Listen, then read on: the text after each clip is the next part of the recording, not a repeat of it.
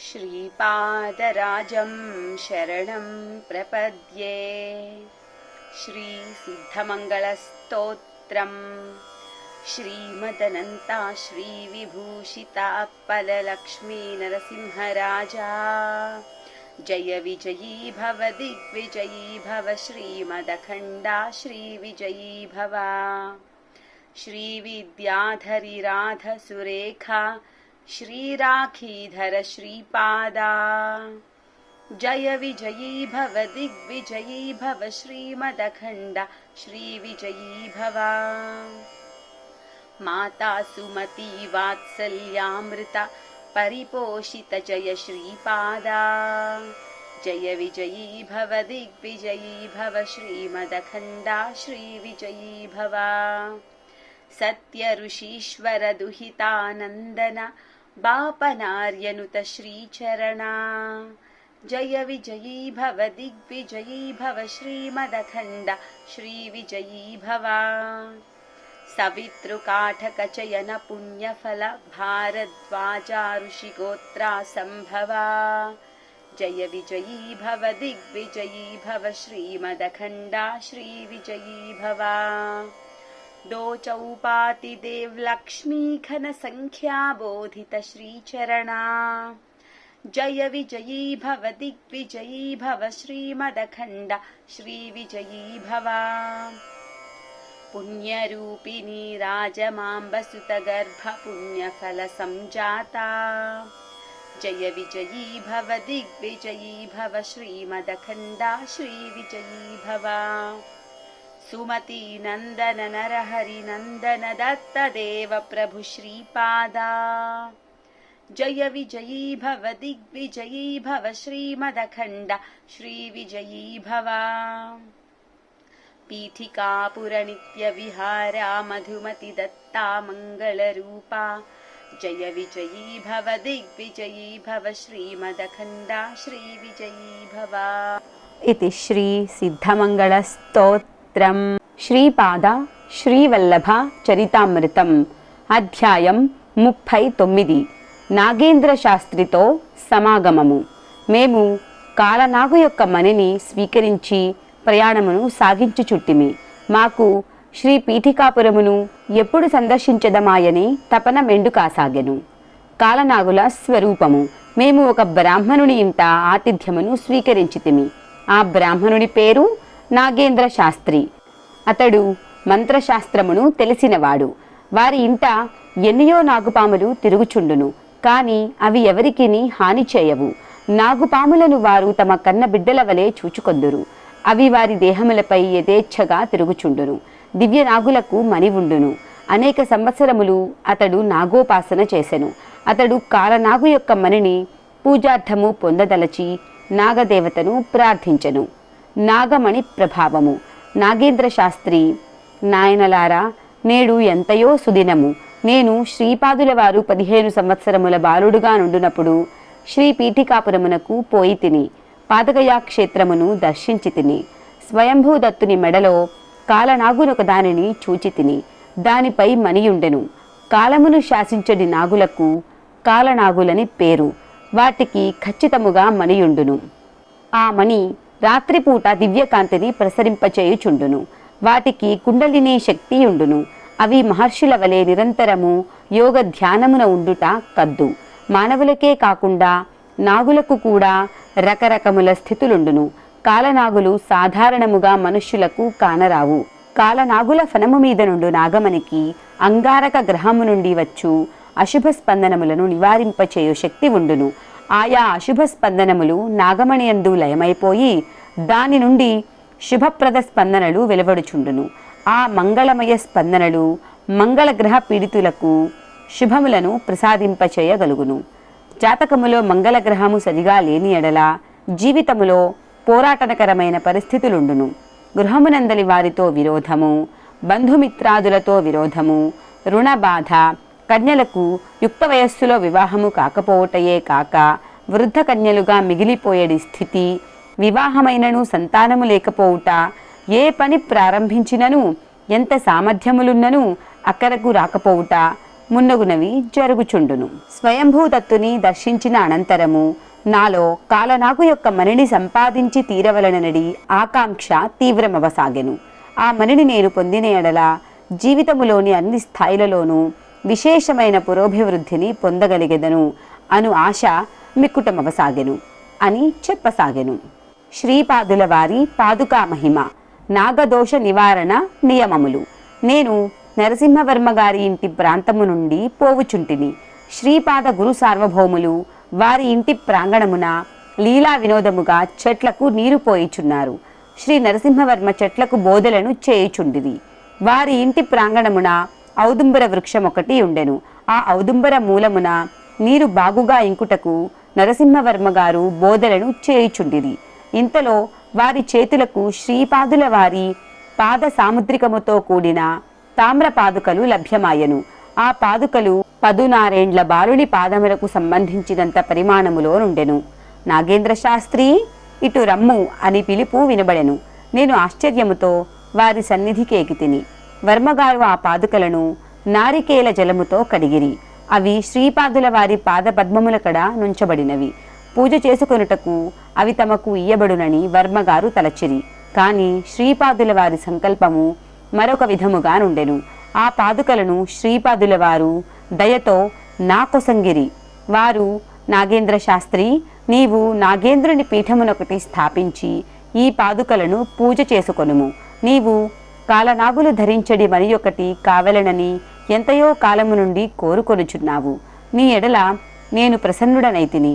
కాలనాగులు నిరంతరము తమ దివ్యమనులచే ఏ స్వామిని పూజించెదరో, ఏ దివ్య పాద పద్మములను ఆరాధించెదరో ఆ మహాస్వామిని నేనే. ఈ దివ్య పాదుకలు నావే. నీవు వాటిని అర్చించుకొనుము. ఆది వ్యాధి పీడితులకు జనులు నిన్ను సమీపింతురు. నీవు ఈ పాదుకలను అర్చించి వారికి తీర్థమునిచ్చిన ఎడల అవి నివారింపబడును. సమస్త విధములైన నాగదోషములు హరింపబడును. నాగదోషమును శాంతింపజేయు సందర్భమున ఇయ్యబడు దక్షిణలయందు తన భార్య యొక్క గాని, భర్త యొక్క గాని, పుట్టింటి వారి యొక్క సొమ్ము గాని కలిసి తీరవలననడి నిబంధనను తూచా తప్పకుండా పాటించబడవలనని తెలియుము. మగవాడు తన నాగదోష నివృత్తి కొరకు దక్షిణనిచ్చు సందర్భమున బావమరుదుల నుండి గాని, మామగారి నుండి గాని, అనగా భార్య పుట్టింటి వారి నుండి కొంత ధనమును స్వీకరించి దానితో కలిపి ఇయ్యవలెను.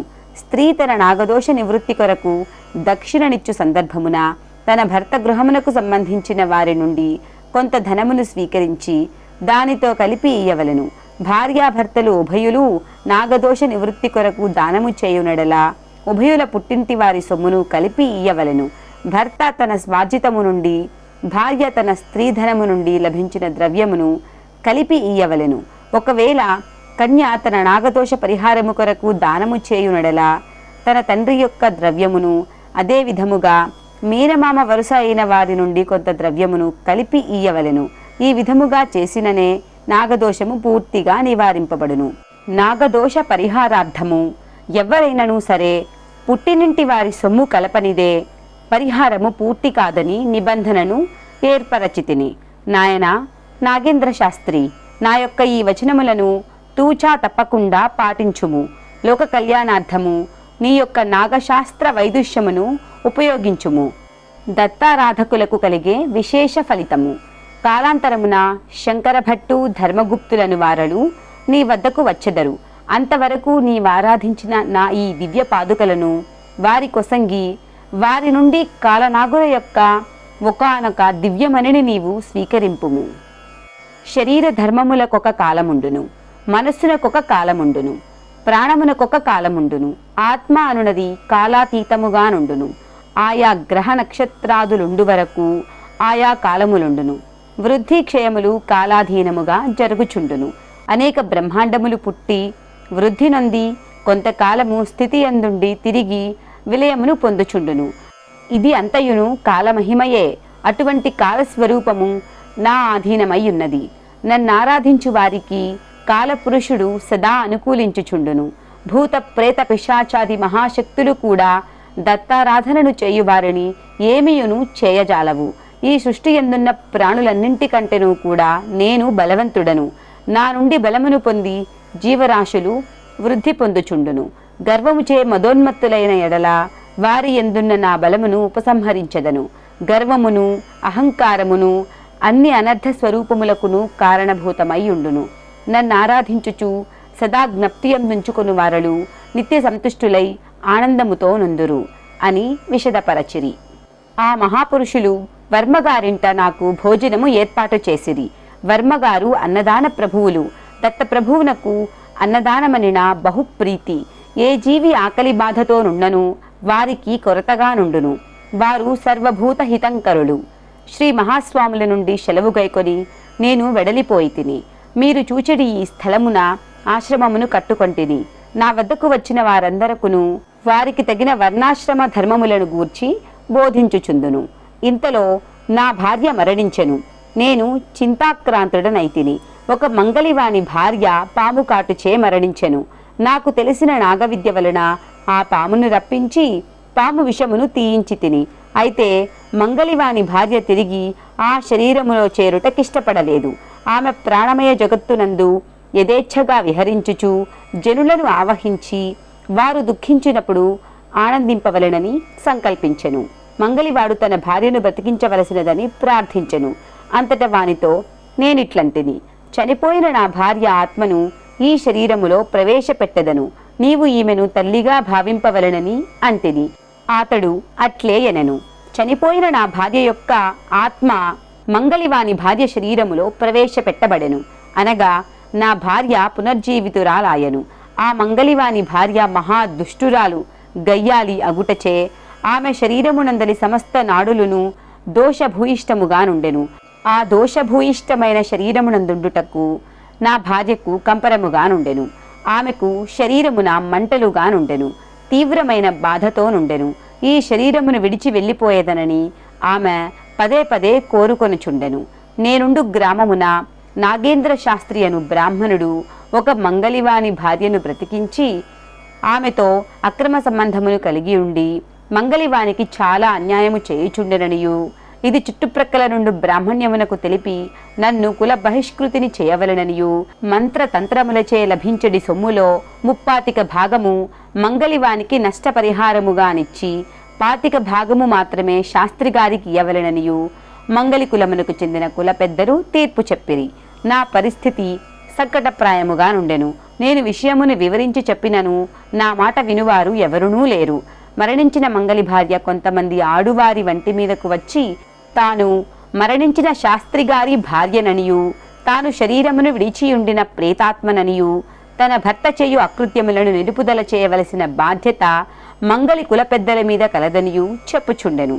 వారందరూ క్రోధావేశ పూరితులయ్యి నన్నును ఆ మంగలికాంతను కూడా హత్య చేసేదమని బెదిరించుచుండిరి. నేను శ్రీపాదుల వారి శరణు జొచ్చితిని. అంతటా శ్రీపాదులు ఇట్లనిరి, నీవు భర్తవు అయినంత మాత్రమున నీ భార్యను మంగలివాని భార్య శరీరములోనికి ప్రవేశింపమని ఆజ్ఞాపించుట తగదు. అంతేకాకుండా నీవు నీ మంత్రశాస్త్ర విద్యతో బాధితులకు ప్రతిఫలాపేక్ష లేకుండా సేవ చేయవలెను. నీవు ధనమును ఆశింపరాదు. వారు సంతోషముగా ఇచ్చునది స్వీకరింపవలెను.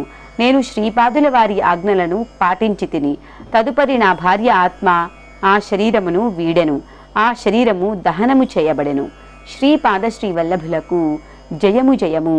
అధ్యాయం 39 సమాప్తం. శ్రీపాదరాజం శరణం ప్రపద్యే.